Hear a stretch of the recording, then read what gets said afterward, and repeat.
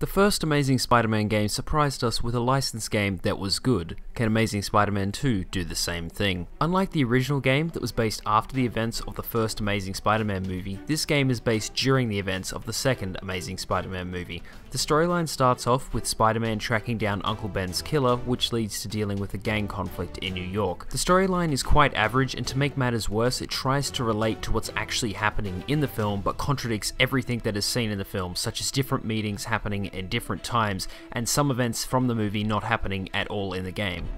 You're Mr. Spider-Man! Just Spider-Man. Mr. Spider-Man was my father. What's your name? Max. Max Dillon. I'm in R&D. Well, Max, I need you to help me out. Be my eyes and ears. Can you do that? Really? I mean, yes!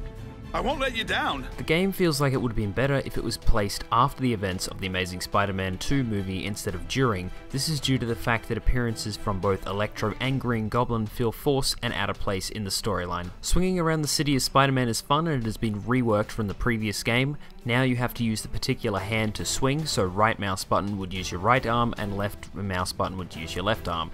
As well as now you can't attach to nothing, there has to be a building to latch onto. Swinging around the city is extremely fun. It's a shame that the rest of the game doesn't have that same feeling. Oscorp funds a task force in the game that'll hunt down Spider-Man if he is seen as a menace by the public, or ignore him if he is seen as a hero.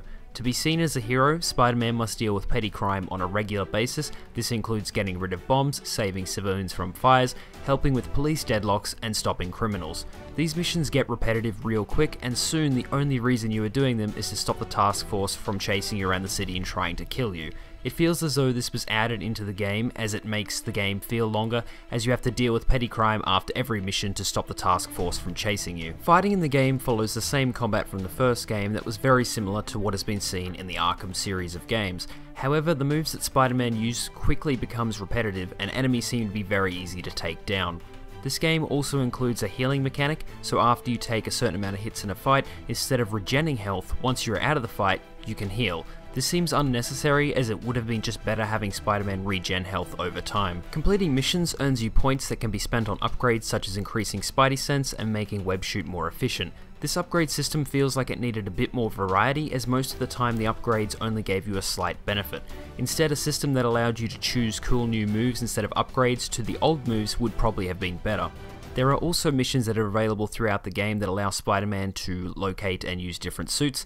There is multiple different suits available, each one offering different bonuses. There is also 300 comic books located around the city to collect if you want the game to last longer than the 8 hours it takes to finish. The graphics available in the Amazing Spider-Man 2 are very much last gen, with nothing really looking that good, and frame rate issues were also present on the PC version of the game, even on a high-end PC. The Amazing Spider-Man 2 feels like a game that needed more time to make the experience solid, but instead it is an average game that doesn't really excel in any areas.